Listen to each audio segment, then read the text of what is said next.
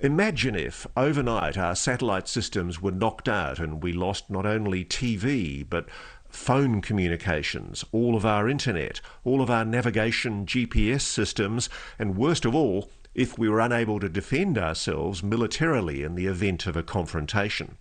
That's the threat that two very senior former US Air Force generals have talked about in an article for The Hill, and I'm interviewing one of them, Major General Roger Teague, about that threat in this week's Reality Check. He talks about the fact that the Russians have indeed experimented with anti-satellite technology in recent years, culminating in an attack with one of their own missiles on one of their own defunct satellites in 2021. The Russians are demonstrating a capability and a willingness to perhaps use this technology, and there's a fear that they may breach the 1967 Outer Space Treaty, which forbids the deployment of weapons in space. If that happens, we could very well go dark and lose a lot of the technologies we take for granted. So they are warning of the importance of upgrading, of modernising what's called the satellite control network. And they're saying if we don't do this soon, we could face a very real threat that we would not be able to defend ourselves in the event of an international confrontation. Okay, so we want to bring back in special correspondent Ross Coulthart for more on this tonight. Ross, thanks so much for joining us on this. Hello, Natasha. Happy Star Wars Day. Yeah, happy Star Wars Day. It's interesting, and this is a much more serious topic. I know you spoke with Major Teague. You mentioned that Major General Teague about our communication system essentially going dark in this scenario. How many satellites would it take for that to happen? Well, look, this is the problem. One of the things that's been happening all year is there's been growing hints from the intelligence community in the US that the Russians are secretly developing what is feared to be a nuclear-powered anti-satellite weapon. The Russians, of course, have denied this. They've accused the US of making their own anti-satellite weaponry. And in fact, the US has in the past. You know, we exploded a massive nuclear weapon in orbit back in the early 1960s to test the impact of this kind of technology. And frankly, what we discovered made us realize we should never do it again because it knocked out electricity in Hawaii and communications in Hawaii 1,000 miles away from the detonation point.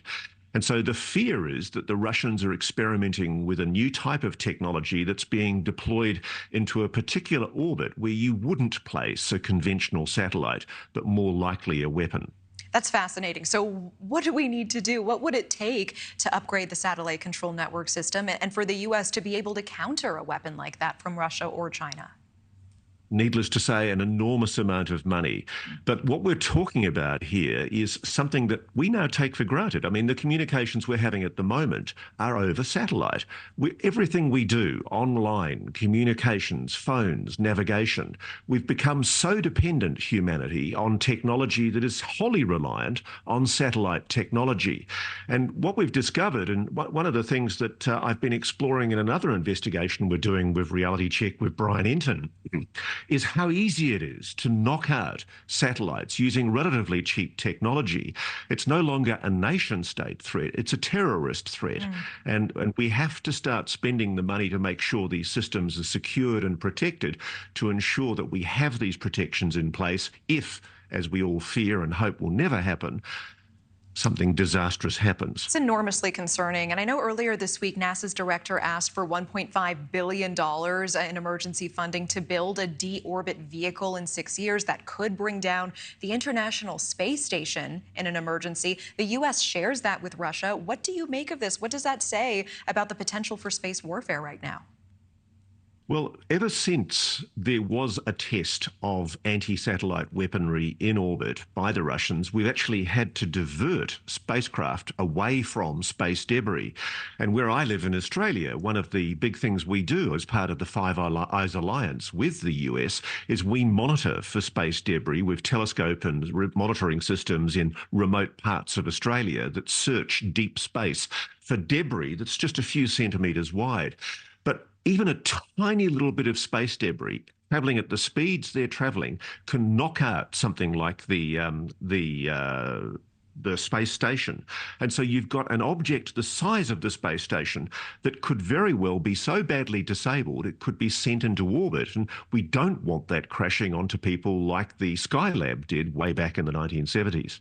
Thank you for watching. Go to newsnationnow.com to find News Nation on your television provider. And don't forget to click the red subscribe button below to get more of News Nation's fact-driven, unbiased coverage.